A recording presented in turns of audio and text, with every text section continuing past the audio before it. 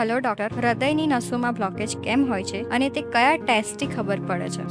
હૃદયની નસોમાં બ્લોકેજ થવા માટે બે મેઇન રીઝન હોય છે. એક કોલેસ્ટ્રોલની ચરબી જામે, જેને જામતા વર્ષો લાગતા હોય છે, લાઈક 5 વર્ષ 10 વર્ષ ધીમે ધીમે બ્લોકેજ વધે છે. અને બીજો ફેક્ટર છે સડનલી લોહીનો ગઠ્ઠો એટલે કે ક્લોટિંગ થવું. આપણે જોયું છે કોરોના પછી નાની ઉંમરે સડનલી હાર્ટ એટેક આવે છે. એકદમ હેલ્ધી વન સડનલી એક ક્લોટના ફેક્ટર હોય છે કે સડનલી એટેક થવામાં ક્લોટ પણ હોઈ શકે, જે એક દિવસમાં જ એટેક આવી શકે, અને કોલેસ્ટ્રોલના કારણે ચરબી જામે, ચરબીના થર જામે, જેને બનતા 5-10 વર્ષો લાગતા હોય છે. સો નોર્મલી ક્લોટ સડનલી જામે, સો એને પહેલાથી જાણવો ઇમ્પોસિબલ છે. પણ જ્યારે કોલેસ્ટ્રોલના પ્લેક્સ બનતા હોય તો એને જાણવા માટેના મેઇન ટેસ્ટ છે ફર્સ્ટ પેશન્ટ હિસ્ટ્રી, કે પેશન્ટને સિમ્ટોમ્સ હોવા, છાતીમાં દુખવું, શ્વાસ ફૂલવું. સેકન્ડ ચીપેસ્ટ ટેસ્ટ છે ECG, કાર્ડિયોગ્રામ. હું દરેક જણને કહું છું, ક્યારે બી મને રાત્રે 12 વાગે ફોન આવે કે સવારે 4 વાગે ફોન આવે, છાતીમાં દુખે છે, કોઈને બી ફોન આવે, પછી એની ઉંમર 20 વર્ષ હોય કે 90 વર્ષ હોય, પહેલો આસપાસ જઈને તમે ECG કરાવો તમારો. એ માત્ર મેક્સિમમ 500 રૂપિયામાં થતો ટેસ્ટ છે, પણ મેજર એટેક તરત જ એમાં 2 મિનિટમાં ખબર પડી જાય છે.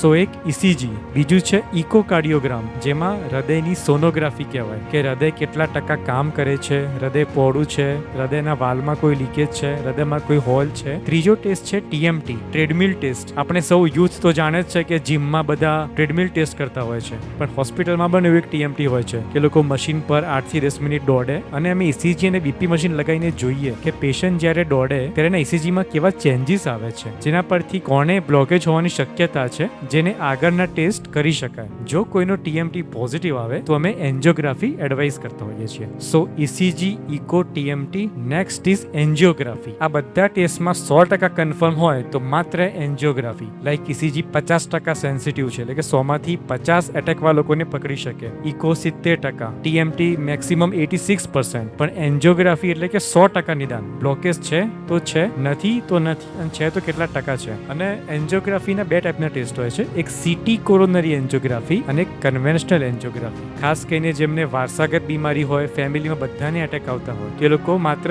કોઈ સિમ્ટોમ્સ ના હોય છતાં પણ CT કોરોનરી એન્જિયોગ્રાફી કરતા હોય છે. અને બીજો ટેસ્ટ છે જે અમે કરતા હોઈએ, એન્જિયોગ્રાફી, જેમાં હાથમાં નાનકડું પંક્ચર, 2 mm નું પંક્ચર લઈને 2 મિનિટમાં જ પેશન્ટને હોશમાં રાખીને જ હૃદયની અંદર ડાઈ નાખીને ચેક કરીએ કે હૃદયની નસોમાં કેટલું લોહી પહોંચે છે, નસોમાં કોઈ બ્લોકેજ છે કે નહીં. So basically history, ECG, echo, TMT, angiography, આટલા ટેસ્ટ છે હૃદય માટે.